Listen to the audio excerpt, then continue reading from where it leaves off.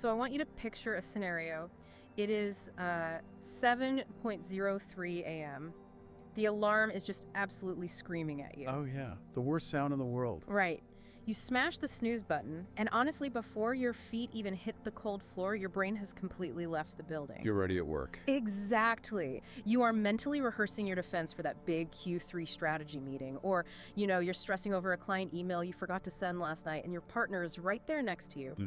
Their face is just lit up by that harsh blue light of a smartphone, jaw clenched, bracing for their own fires to put out. You share a bed, you share a mortgage, you share a coffee maker. Yeah. But in that specific moment, you are essentially two highly efficient strangers just kind of orbiting in silence. It is a really haunting image. Mm-hmm. And I think what's scary is that for a lot of people listening to this deep dive right now, that isn't a bad day. That's literally just Tuesday. It is. And honestly, I feel a little called out by this entire topic today because we're looking at what the researchers in our sources call the modern paradox of intimacy. Right. We are digitally overlapping constantly. I mean, I know exactly where my partner is via GPS. I see their calendar invites. We tag each other in memes all day. But we are speaking past each other, not actually to each other.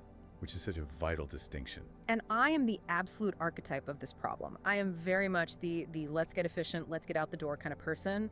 I treat morning interactions like a logistics meeting. A status update. Yeah. Did you feed the dog? Did you sign the permission slip? Good. Go. Yeah. Execute. Which, it makes total sense. It is a survival mechanism. Yeah. We live in this incredibly high-speed world. Yeah. And you are just trying to optimize to keep your head above water. But the core argument we are unpacking today, and this spans everything from modern neuroscience to ancient Buddhist ethics, is that this purely transactional mode is eroding the very foundation of our ability to function. Wow. And not just at home, but actually in our careers too. And see, that is the hook for me, because usually when we talk about relationship dynamics or mindfulness, it feels like it sits in a totally separate bucket from success. Right, soft skills bucket. Exactly. Like, I have my ambition bucket over here and my feelings bucket over there, and never the twain shall meet. But the material we're looking at today is telling me they're literally the same bucket. They are absolutely the same bucket. And the solution we're looking at, the mission of this whole deep dive, is deceptively simple. It is a practice they call the 3 good words. 3 good words. I have to admit, when I first started reading through the sources for this, my skepticism radar just lit up like a Christmas tree. I don't blame you at all. It sounds a little bit like a bumper sticker.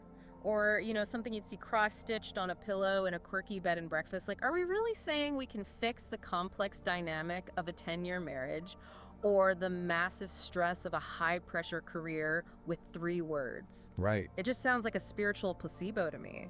And that skepticism is super healthy. I mean, if you approach this as just, being nice or slapping some toxic positivity on a real problem, it won't work. It'll just fall flat. Exactly. It'll fall completely flat. But here's where it gets so fascinating. This isn't about writing poetry for your partner.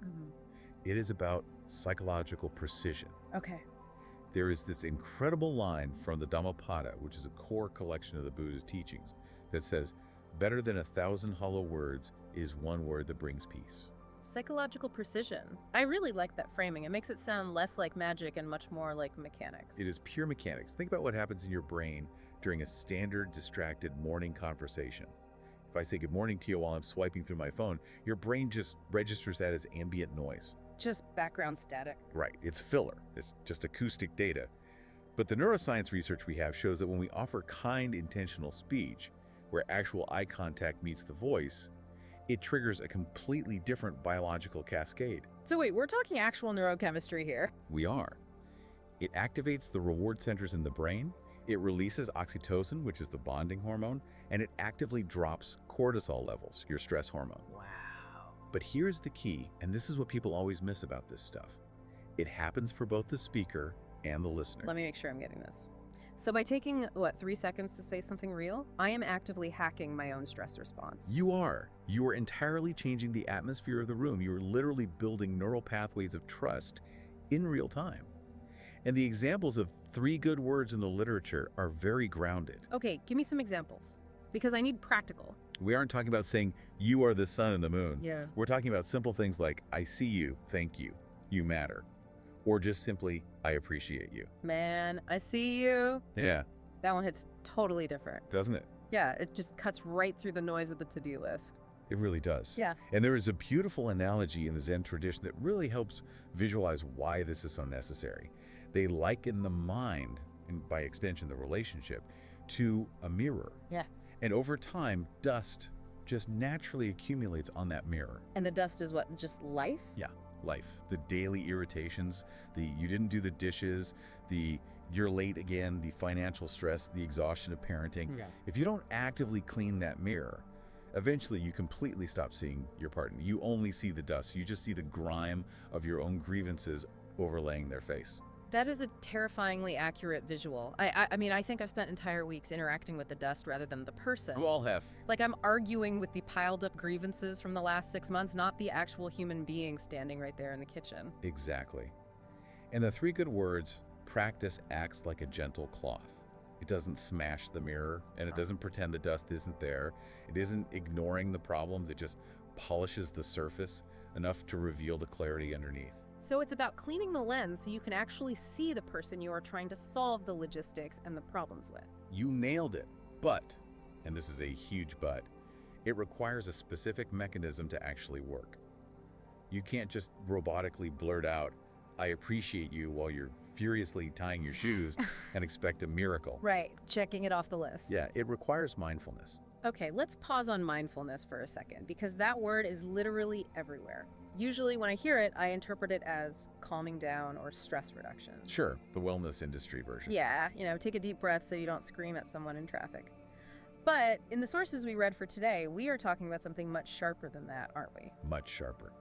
In this specific context, mindfulness isn't passive relaxation. It is ethical engagement. In Buddhism, speech is considered karma. Now, people often think karma means fate or what goes around comes around. Right, like cosmic payback. Right, but karma literally just means action. Every single time you speak, you are performing an act that shapes your reality. So speech isn't just describing the world to someone else, it is actively constructing the world you share. Precisely. And to ensure we are creating the right kind of world, the sources outline this 4-part filter. It's the right speech checklist, or samavaka. Before you speak, you have to pause and ask yourself 4 things. Okay. Is it true? Is it necessary? Is it kind? And is this the right time? Oh man, that right time one is an absolute killer. It's the hardest one. I feel like I often get true and maybe necessary, but kind and right time just fly out the window when I am stressed. I am exactly the person who wants to aggressively discuss the household budget at 11:30 p.m. on a Tuesday. And that is why the pause is the hardest part, that microsecond of restraint.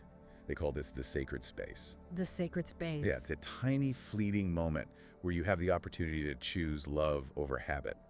Because it's so easy to react, it's easy to snap back when you're hangry or tired. Oh, absolutely. The real spiritual work is in that split second where you choose to say, I appreciate you, instead of, why is the kitchen still a mess? This connects to something I really want to dig into, because I know you out there listening, and definitely myself included, are driven by ambition. You want to be successful, you want to be efficient, you want to hit your metrics. Of course.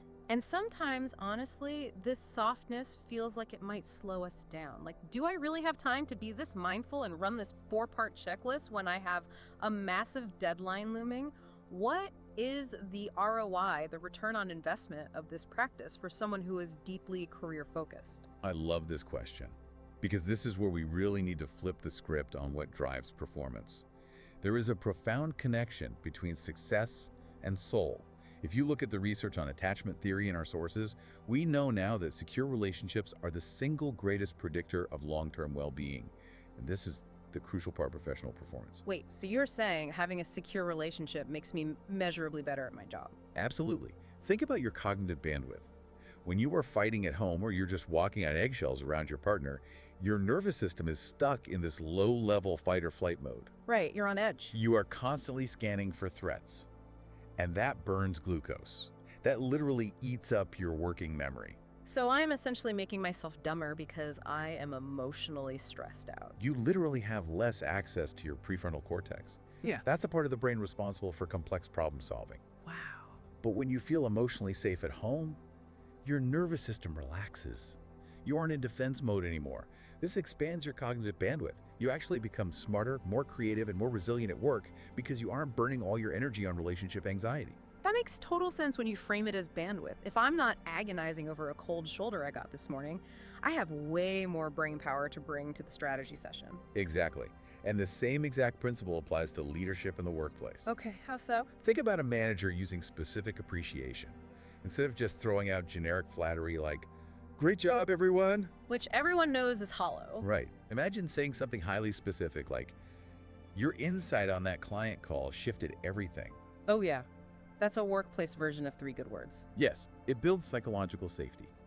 And every business study out there will tell you that psychological safety is the absolute bedrock of innovation. People don't take risks or share great ideas if they don't feel seen. So we are moving from metrics and milestones to sustained connection as the actual definition of success. Yes. And the argument here is that you really don't have to choose between having spiritual depth and worldly success. They aren't in separate buckets. One directly fuels the other. One fuels the other. You simply cannot sustain high-level ambition on a foundation of emotional hollowness. Eventually, you will just collapse. The floor will fall out. This practice is about building a foundation that is strong enough to actually support the weight of your ambition. Okay, I am completely sold on the benefits. The ROI is clear. But let's talk about the difficulty level here. Let's do it. Because the sources call this emotional alchemy, which sounds very fancy and mystical, but the reality of it feels pretty gritty. It's incredibly easy to be kind when you are on vacation in Bali and everything is perfect. Oh, for sure. But what about when the bills are actively piling up, or you are deeply in the middle of a fight about whose turn it is to pick up the kids? That is the crucible. The Buddha didn't teach mindfulness so you could enjoy your calm days more. He taught it specifically for the fire. For the fire. We can use the 3 good words specifically during a conflict. Think of it as relational acupuncture. Relational acupuncture. So you're puncturing the tension. Right. Imagine you are in a really heated argument about finances. The completely natural instinct is to either withdraw entirely or go on the attack. Right, like you spend way too much, or you never plan for the future. Exactly. But what if, right in the peak of that moment, you paused, used that sacred space and said, "I'm scared too," or "We're in this together"? That completely changes the entire energy of the room. It just drops all the weapons immediately. It punctures the isolation. Because usually in a fight, we feel so alone. We feel like it is me against you. These words act as a radical reminder that it's us. There is a term I came across in the deep dive, Prep Lojong. It's a Tibetan mind training practice. Yes. Can you unpack that for us? Because there was a slogan associated with it that really stood out, but honestly sounded a bit harsh. It was drive all blames into one. Yes, this is a very advanced and incredibly powerful concept. Drive all blames into one. Now, huge caveat here, and I cannot stress this enough. This does not mean self-blame. Okay, good. Because I definitely don't need any more of that. My inner critic is loud enough on its own. No, absolutely not. It doesn't mean you beat yourself up and say it's all my fault, I'm terrible. What it means is taking radical responsibility for your own reaction. Ah. It means you completely stop waiting for your partner to change in order for you to feel safe or be kind. You decide that you are going to be the source of safety. So you aren't waiting for them to fix it. Right. You drive the blame into your own ego, essentially saying to yourself, "I will not let my ego run this conversation.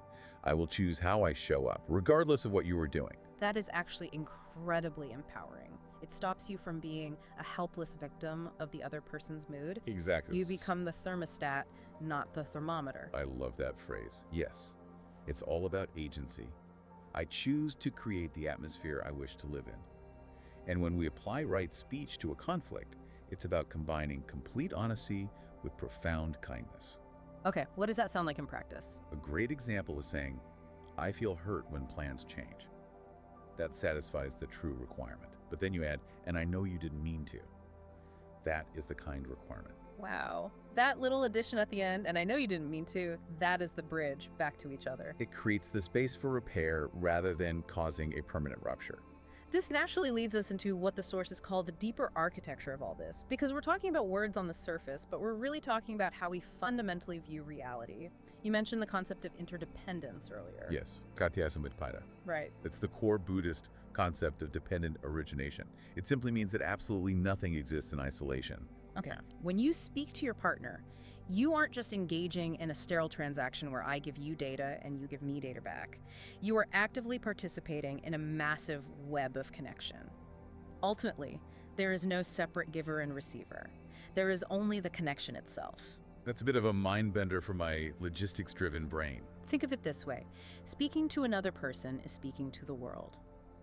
If you put kindness into the system fundamentally changes. Your words do not travel outward into emptiness. They ripple through the very fabric of your shared being. When you heal the relationship, you literally heal yourself. But here's the catch, and this is the part of the research that honestly hit me the hardest. You can't really do this if you are being a jerk to yourself. That is the critical turn, self-talk. Yeah. I mean, going back to my whole persona, the ambitious, driven, restless person, my inner monologue is not usually 3 good words. Right. It is much more like 3 critical words. Work harder, go faster, not enough. And if that is your internal soundtrack all day, it is almost impossible to offer genuine, sustained kindness to a partner. Because it just feels fake. It will feel like a performance. Yeah. And more than that, it will feel incredibly depleting. You cannot pour from an empty cup, as the cliche goes, but deeper than that, you cannot offer what you do not fundamentally possess. Wow. If you don't possess kindness for yourself, your kindness to others will always have this hidden tremor of exhaustion in it. You'll be secretly thinking, I am being so nice to you, why aren't you fixing things for me? So the practice actually has to start in the mirror. It has to. Yeah. Can you apply 3 good words to yourself? When you inevitably make a mistake at work, instead of immediately thinking, I'm an idiot, can you pause and say, I am learning? Or I am enough? Or even just, forgive me. I'll be honest, that feels surprisingly difficult. Like, it feels physically uncomfortable to even think about saying that out loud to myself. It's the hardest part of the entire practice for high achievers. But it is the only thing that moves you from a state of depletion to a state of abundance. When you are truly kind to yourself, kindness flows out of you completely naturally. It's no longer just another stressful task on your to-do list. And that leads right into this concept of equanimity we read about, loving without clinging. Yes, equanimity is one of the divine abodes in Buddhism. It means balanced care. Balanced care. It means I can say I love you or I appreciate you to my partner without demanding that they immediately say it back in the exact specific way I want them to. Oh, man. That is the trap, isn't it? I said the nice thing, I did the formula, now where is my reward? Exactly. That's transactional. That's a business deal. Equanimity is saying, I am offering this kindness because it is who I choose to be. I am resting in the offering itself. It frees the relationship from the tyranny of constant expectation. Yes. And ironically, when you stop demanding the specific response, you almost always get the genuine connection you were actually looking for. It's a complete paradox. By fully letting go of the outcome, you actually get the better outcome. Precisely. That is usually how deep wisdom works. So we have covered the neuroscience, we've looked at the workplace application, the conflict resolution tools, and this really deep internal architecture.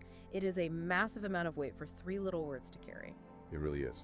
But as we start to wrap up this deep dive, I want to circle back to a classic Zen story that was in our materials. It's the one about eating and sleeping. Ah, yes. It's a perfect encapsulation of this. A student comes up and asks the master about enlightenment. Right. And the master simply says, when hungry, eat. When tired, sleep. Which confuses the student because everybody does that. Exactly. The student says everybody does that. But the master corrects him and says, no. When they eat, they worry. When they sleep, they plan. That is so me. I am definitely planning while I'm eating. I'm literally drafting emails in my head while I'm chewing my lunch. We all are. And the real lesson there is about doing things without that constant mental overlay of worry and planning. Truly speaking with presence. Yeah. When you say thank you to your partner, are you actually there in the room with them? Or are you already thinking about the next task? The 3 good words practice isn't a script. It is a training in showing up. It fundamentally redefines success for me. There's this pervasive idea that success means going out and changing the world. Right. But the material suggests that success might just be changing how we speak to the person who shares our pillow. And that really lands for me. It makes the ambition feel a little smaller, but the life feels so much bigger. It grounds us. It brings the temple right into the kitchen. We so often think that the spiritual life is something we have to go do. We have to go to a silent retreat or we have to go take a special class. Right, a destination. But this philosophy suggests that your partner's face is your altar. Your messy kitchen table is the meditation hall. I really love that. It makes it deeply accessible. I don't need to go find a cave in the Himalayas to find peace. I just need to handle loading the dishwasher with a little bit more grace. It is a quiet rebellion against a world obsessed with speed. So here is the challenge for me, and really for you listening right now. I am going to genuinely try this. Yeah. And not as a new metric to hit or a way to optimize my marriage, but as an actual practice of presence. I want to see if I can find those 3 words when I'm exhausted, when I'm stressed out, when I just want to be efficient. And remember, start small. Yeah. It really doesn't have to be perfect. It just has to be sincere. Absolutely. And as we close out this deep dive today, let's leave you with a final provocative thought to mull over on your own. We usually think of meditation as silence, right? As retreating inward away from the noise. We do. But ask yourself this. What if the most profound meditation isn't found in silence at all? What if it's found in the sheer courage to say, I see you, precisely when everything inside you wants to look away? Think about that as you go through your day. What 3 words would change everything if you just dared to say them right now? Thanks for taking this deep dive with us. Take care, everyone.